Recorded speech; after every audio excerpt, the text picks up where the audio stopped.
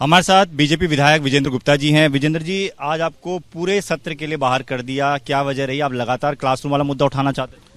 देखिए, स्कूलों में क्लासरूम में जो आपने सैकड़ों करोड़ का घपला कर लिया, और ये अभी तो छोटा घपला पकड़ा गया, इसमें बहुत बड़ा घपला है इसके अंदर। अभी 2.5 साल तक कॉन्फिडेंशियल रिपोर्ट जो सिर्फ सरकार को दी थी सेंट्रल विजिलेंस कमीशन ने, इस उम्मीद से कि उस पर एक्शन लेंगे, इन्होंने उसको दबा दिया, छुपा लिया।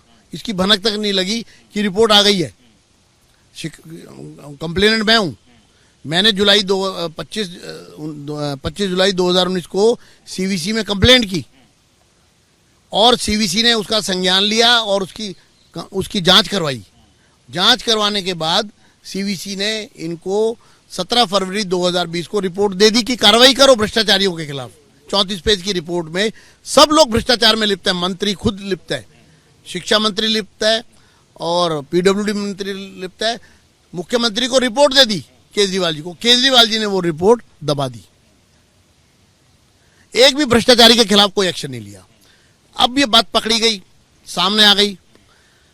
6 दिन से सदन में हम ये कह रहे हैं, मंडे को, फ्राइडे को ये बात प्रकाश में आई, उसके बाद मंडे को जैसे ही सत्र बैठा, हमने मंडे को कॉलिंग अटेंशन में सरकार से जवाब मांगा कि 34 पेज की रिपोर्ट में भ्रष्टाचार का और करोड़ 2 करोड़ लाख 50 लाख का करप्शन नहीं है, सैकड़ों करोड़ का जो हजारों करोड़ में परिवर्तित होगा आगे आकर, क्योंकि भ्रष्टाचार इतना बड़ा है।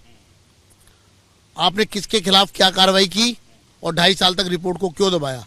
क्या मुख्यमंत्री को, शिक्षा मंत्री को उस कॉलिंग अटेंशन पर रिप्लाई नहीं करना चाहिए? जनता नहीं जानना चाहेगी कि आप स्कूलों की शिक्षा के नाम पर लोगों में एक भ्रम पैदा कर रहे हैं और वास्तविकता तो ये उसमें आप भ्रष्टाचार कर रहे हैं। तो जब आप उसमें भ्रष्टाचार कर रहे हैं और सदन चल रहा है और आप कॉलिंग अटेंशन एक्सेप्ट नहीं करें, मंडे को नहीं किया ये कह के आज नहीं करेंगे, ट्यूसडे को फिर लगाया नहीं किया, वेंसडे को फिर लगाया नहीं किया, आज थर्सडे को चेयर पे बैठते ही स्पीकर महोदय ने कहा कि कोई आपका नोटिस एक्सेप्ट नहीं किया गया, मैंने सब रिजेक्ट कर दिए। तब हमने उठकर कहा, तो मुझे पूरे सत्र के लिए बाहर निकाल दिया कि जिससे कि हम ये सवाल ही ना पूछ सकें। आप प्रश्नकाल भी नहीं कर रहे हैं, आप विशेष उल्लेख भी नहीं 280 में होगा, आप कॉलिंग अटेंशन भी एक्सेप्ट नहीं करेंगे, शॉर्ट ड्यूरेशन डिस्कशन भी आप हमारा एक्सेप्ट नहीं करेंगे, तो फिर सदन में सदस्य सरकार को कैसे पूछेगा? फिर लोकतंत्र की तो हत्या हो गई। और ये सदन जो चल रहा है, ये लाखों रुपए रोज जो खर्च हो रहा है, इसमें सिर्फ एक ड्रामा हो रहा है। विपक्ष को तो पहले आधे घंटे में बाहर निकाल देते हैं, उसके बाद तो सत्तारूढ़ दल है, फिर 11 बजे सदन शुरू होकर 12 बजे क्यों खत्म हो रहा है? 6 दिन में विश्वास मत पर कितनी चर्चा हुई है बताए सरकार?